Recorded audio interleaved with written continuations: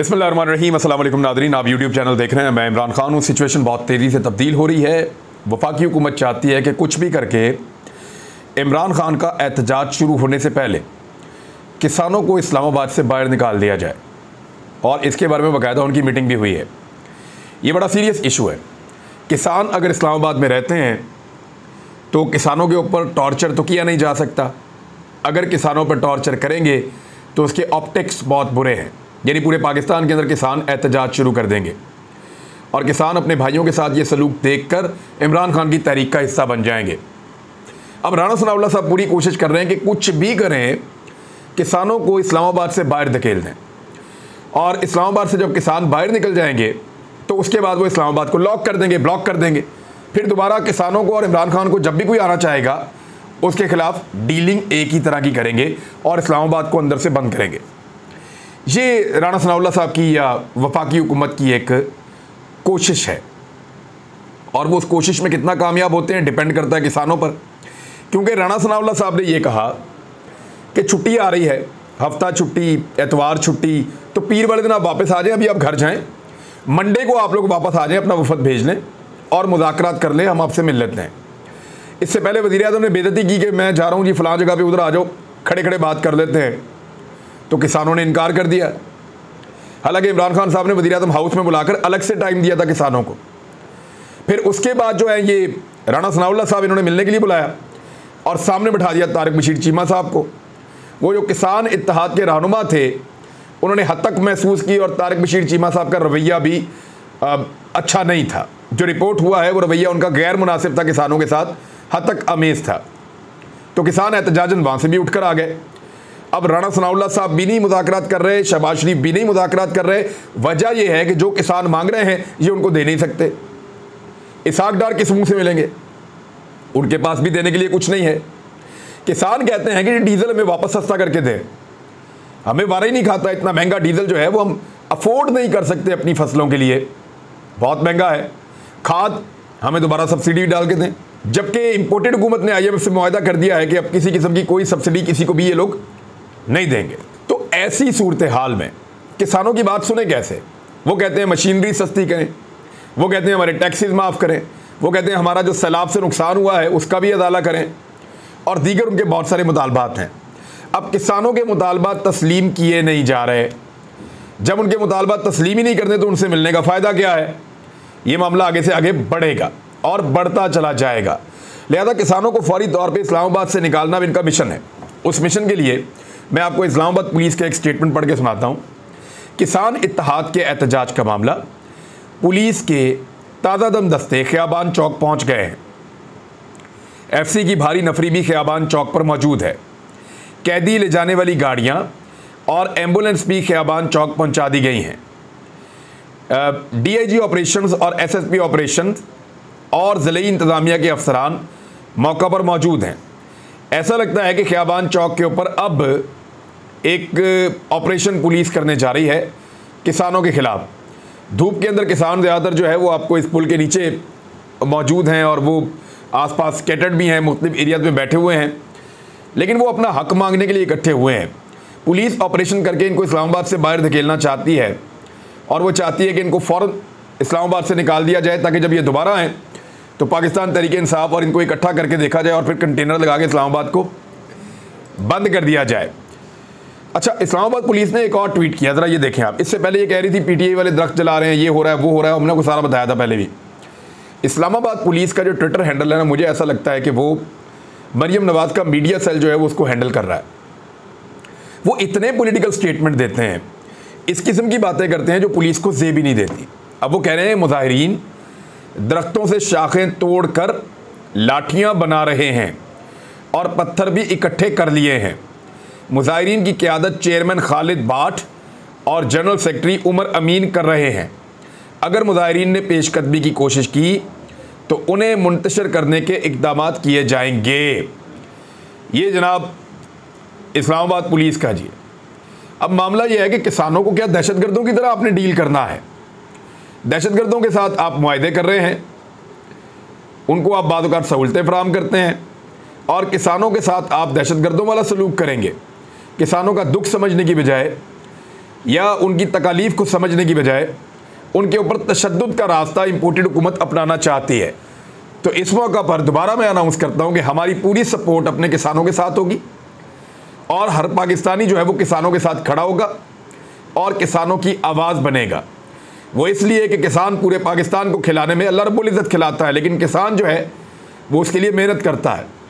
और आज अगर हमने किसान को नाराज़ करके इस्लामाबाद से भेज दिया तो हम क्या पैगाम देकर उसको भेज रहे हैं? आप उसको बेइज्जत करना चाहते हैं, जो इंतहाई गैर मुनासिब है। अब इमरान खान साहब का जो लॉन्ग मार्च है उसकी तैयारियों में बहुत ज़्यादा तेज़ी शुरू कर दी गई है। कुछ चीज़ें नवाज शरीफ ने भी प्लान की हैं और वो क्या है वो मैं आपको बताता हूँ। अभी मरियम नवाज़ को वज़ीर आला पंजाब बनाने की भी बात हो रही है। दूर के ढोल सिहाने कैसे बनाएंगे? वो दिन डुब्बा जब कोड़ी चढ़िया कुब्बा, इस किस्म की कुछ पंजाबी की मिसालें भी हैं। तो मरियम नवाज़ को कैसे बनाएंगे? ना होगा नौमन तेल तो ना राधा नाचेगी। कैसे बनेगी मरियम नवाज़ साहिबा पंजाब की वज़ीर आला? एक ही तरीका है ना कि परवेज़ लाई अपनी जगह मरियम नवाज़ साहिबा को वज़ीर आला पंजाब बनाने पर आमादा हो जाएं और अपनी पार्टी के जो मेंबरान हैं उनकी डोरियां ढीली छोड़ दें और देखें ठीक है जाओ आप। नंबर 1। नंबर 2, एस्टैब्लिशमेंट पूरा जोर लगाए और ताकतवर हल्के पूरी मदद करें कि मरियम नवाज़ को लेकर आना है और परवेज़ लाई को हटाना है और पीटीआई की हुकूमत पंजाब में नहीं होनी चाहिए। तो तब तो ये काम हो जाएगा, क्योंकि मरियम नवाज़ को बिला वजह तो बाइज़्ज़त बरी करवाया नहीं। जो बाइज़्ज़त बरी करवाने वाले हैं वो फिर ये भी कोशिश करेंगे कि अब बाइज़्ज़त बरी करवाया है, इलेक्शन लड़ने के लिए अहल किया है, तो फिर ओहदा भी लेकर दें। कम से कम वज़ीर आला का ओहदा तो बनता है ना। तो अब ताकतवर हल्के अगले फार्मूले के ऊपर अमल दरामद करने की कोशिश करेंगे। तो गुड लक, लगे रहें, अच्छा काम है, करते रहें। इनके बड़े अजीब अजीब काम हैं। अभी वो कोई बंदा पकड़ लिया इन्होंने गुजरांवाला का, वो कोई तनकीद वगैरह करता था इदारों के ऊपर। नून लीग वाले भी करते हैं, पीडीए वाले भी करते हैं, बहुत सारी और जमातें एमकेएम वाले भी करते हैं, पीटीएम वाले तो बहुत ज़्यादा करते हैं।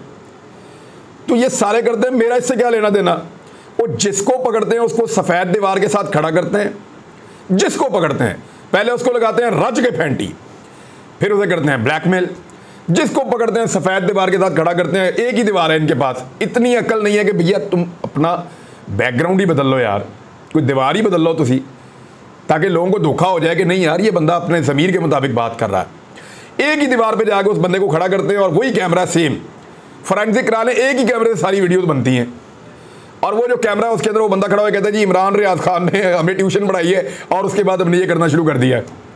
हर बंदा यही कहता है, वो स्क्रिप्ट भी वही। तो इनको समझ नहीं आती, इनको लगता है लोग बेवकूफ़ हैं, लोग रोटी को चोची कहते हैं। आप लोगों को मारेंगे, टॉर्चर करेंगे और उनसे मेरा नाम निकलवाएंगे, निकलवाओ मेरा नाम, जो करना करें। मामला ये है कि इमरान खान साहब ने अपने लॉन्ग मार्च की तैयारी तेज़ कर दी है और उन्होंने कहा है कि 2 दिन के अंदर अंदर जो तंजीमें फ़ाइनल करने का काम है वो मुकम्मल कर दो। अब इतनी जल्दी में, क्योंकि ये काम पिछले 2 महीने से ज़्यादा हो गया चल रहा है, जैसे ही ये काम मुकम्मल होगा तो उसके बाद लॉन्ग मार्च निकलेगा। लॉन्ग मार्च कहाँ जाएगा, एक बड़ा सवाल है। इसके बहुत सारे जवाब हैं।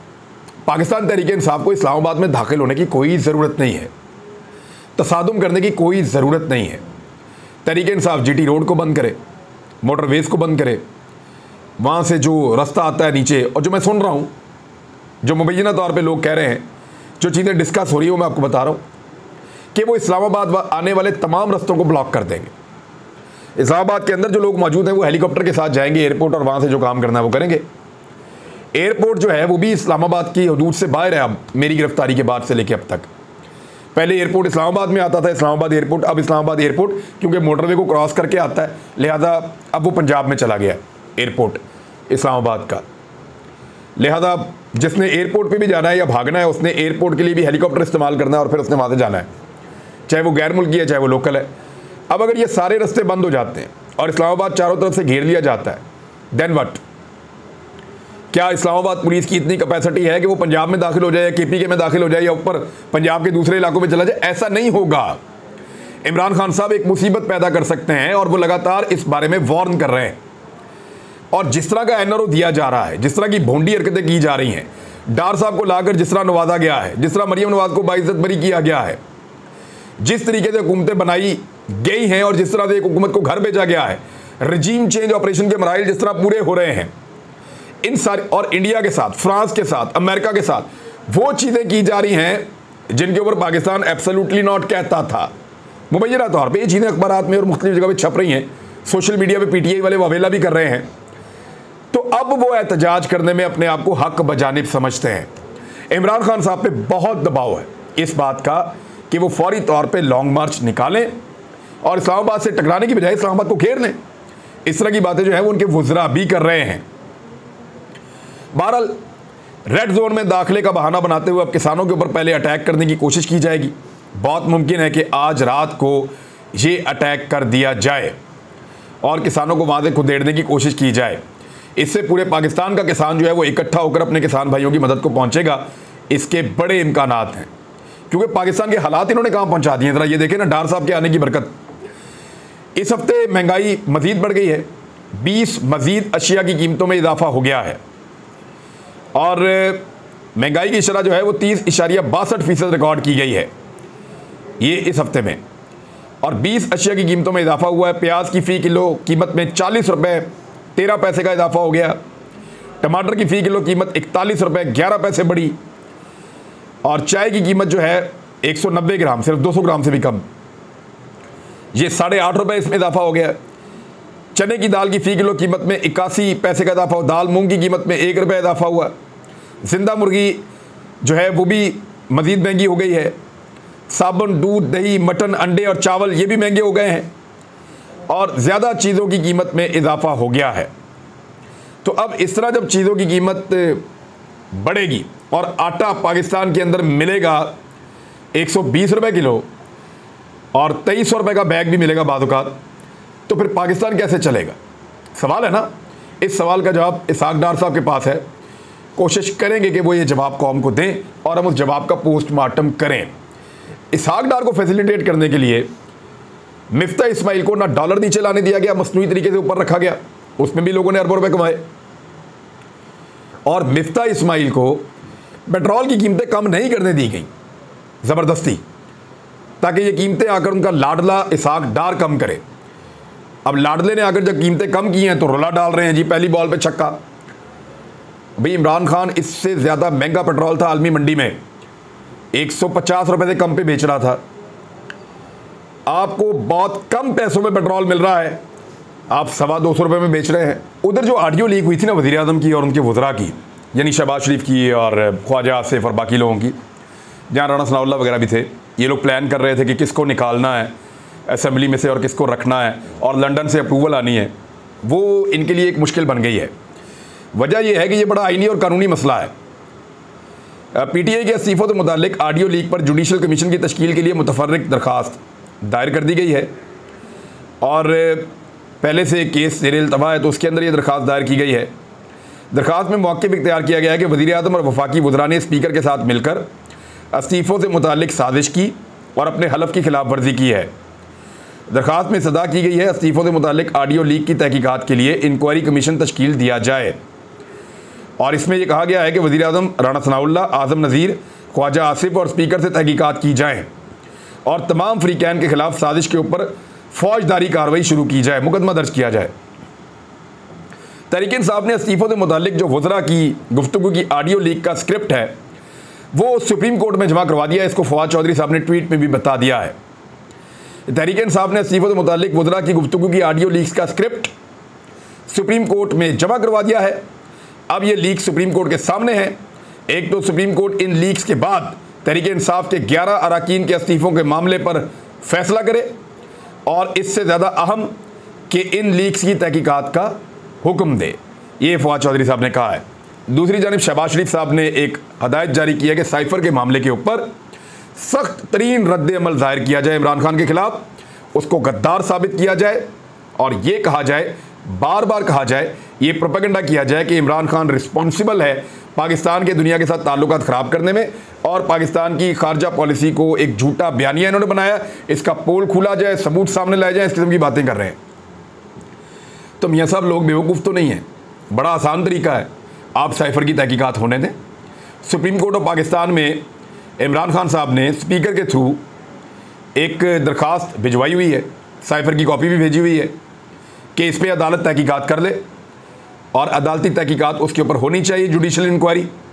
तो उसमें वज़ीर-ए-आज़म पाकिस्तान लिख कर दे दें, हमें कोई एतराज़ नहीं है, और आप लोग फरीक बन जाएं और तहकीकात करवाएं कि क्या ये साजिश थी इमरान खान की या ये साजिश थी अमेरिका की, और एक साजिश के तहत पाकिस्तान में रजीम चेंज हुआ है। तहकीकात करवा लें। अभी तक तो आप इसकी तहकीकात होने नहीं दे रहे, और ना आप होने दे रहे हैं, ना पाकिस्तान के ताकतवर लोग होने दे रहे हैं। तो मेरे ख्याल में इस प्रोपेगेंडा को लोग मानेंगे नहीं। लोग रजीम चेंज और उसकी हकीकत को जान चुके हैं और उनको आइडिया है कि ये सब कुछ कैसे हुआ है। नाज़रीन, अब तक के लिए इतने, अपना ख्याल रखिएगा, अपने चैनल का भी। अल्लाह हाफ़िज़।